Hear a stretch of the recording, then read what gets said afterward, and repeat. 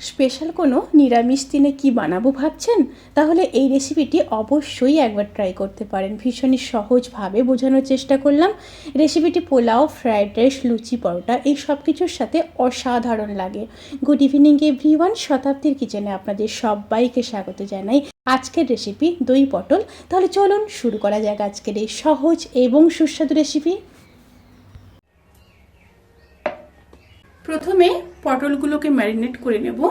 Marinate করার জন্য দিয়ে দেব পরিমাণ মতো লবণ, একটা চামচের 4 ভাগের 1 ভাগ হলুদ দিয়ে ম্যারিনেট করে নেব। ম্যারিনেট করে 10 থেকে 15 মিনিট ম্যারিনেশনে রেখে দেব।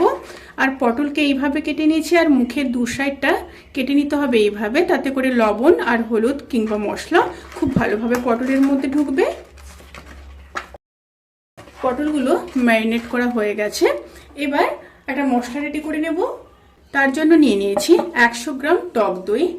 দইয়ের মধ্যে দিয়ে দেব পরিমাণ মতো লবণ, রোস্টেড জিরে আর ধনের গুঁড়ো দিয়ে দেব 1 চামচ। এখানে আপনারা নর্মাল জিরে আর ধনের গুঁড়ো ব্যবহার করতে পারেন। লঙ্কার গুঁড়ো দিয়ে দেব 1/2 চামচ, কাশ্মীরি লঙ্কার গুঁড়ো দিয়ে দেব 1/2 চামচ, হলুদ গুঁড়ো দিয়ে দেব 1/2 চামচ, গরম মশলার গুঁড়ো দিয়ে দেব 1/2 চামচ, 1/2 চামচ আদা বাটা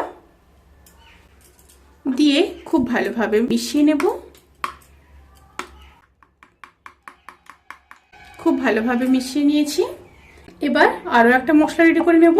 তার জন্য নিয়ে নিয়েছি 10 পিস কাজু আর 1 চামচ চারমগজ। মশলাগুলোকে বেটে নিয়ে তারপর ফিরে আসছি। প্রথমে কড়াইতে সর্ষের তেল দিয়ে দেব। তেলটা গরম হয়ে গেলে পটলগুলো ভেজে নেব।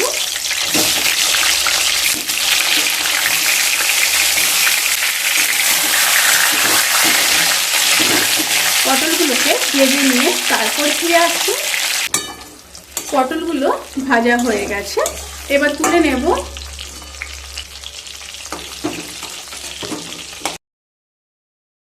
এবার ওই তেলের মধ্যে একটা শুকনো লঙ্কা, 1/2 চামচ কালো জিরে, 1/2 চামচ হিং দিয়ে একটু নেড়ে নেব। তেল থেকে যখন সুন্দর একটা স্মেল বেরোতে শুরু করবে, সেই সময় মশলা দিয়ে মিশিয়ে নেওয়া টক দই দিয়ে দিলাম। এই সময় কিন্তু স্টিম অতি অবশ্যই লোতে থাকবে। দিয়ে একটু মিশিয়ে নেব। সাথে মশলা ধোয়া জলটা দিয়ে দেব। দিয়ে মশলাগুলোকে খুব ভালোভাবে কষিয়ে নেব। মশলাগুলো খুব ভালোভাবে কষানো হয়ে গেছে। এবার কাজু আর চারমগজ বাটা দিয়ে দিলাম। আবারও খুব ভালোভাবে কষিয়ে দেব লো টু মিডিয়াম স্টিমে। মশলাগুলো খুব ভালোভাবে কষানো হয়ে গেছে। এবার ভেজে রাখা পটলগুলোকে দিয়ে দেব।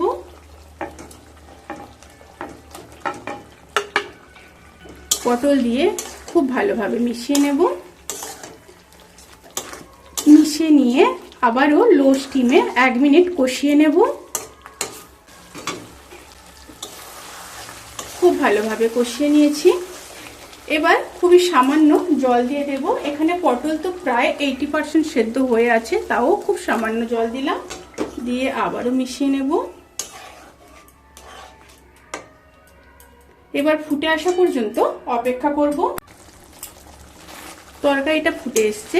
এবার লো টু মিডিয়াম স্টিমে 1 মিনিট রান্না করে নেব। রান্নাটি প্রায় হয়ে এসছে। এবার নামানোর আগে দুটো চেরা কাঁচা লঙ্কা, 1 চামচ চিনি অবশ্যই দিতে হবে টেস্ট ব্যালেন্স করার জন্য। এখানে আপনারা আপনাদের পছন্দ মতো মিষ্টি দিতে পারেন। 1/2 চামচ গরম মশলার গুঁড়ো, 1/2 চামচ ঘি, আর ওপর থেকে দিয়ে দেব কিছুটা কাসুরি মেথি। দিয়ে খুব ভালোভাবে মিশিয়ে নেব। খুব ভালোভাবে মিশিয়ে নিয়েছি। এবার গ্যাসের ফ্লেমটাকে অফ করে ঢাকা দিয়ে 10 থেকে 15 মিনিট স্ট্যান্ডিং টাইমে রেখে তারপর সার্ভ করব। রেসিপিটি কেমন লাগলো প্লিজ কমেন্ট করে জানাতে কিন্তু ভুলবেন না। যদি ভালো লেগে থাকে তাহলে সাবস্ক্রাইব করে পাশে থাকা বেল আইকন প্রেস করে নোটিফিকেশান অল করে রাখবেন। তাতে করে আমি যত রেসিপি দেব সমস্ত লিঙ্ক আপনাদের কাছে পৌঁছে যাবে। আপনারা সবাই ভালো থাকবেন, সুস্থ থাকবেন, সাবধানে থাকবেন। আজকের মতো এই পর্যন্ত, পরের ভিডিওর জন্য অপেক্ষা করুন। টাটা।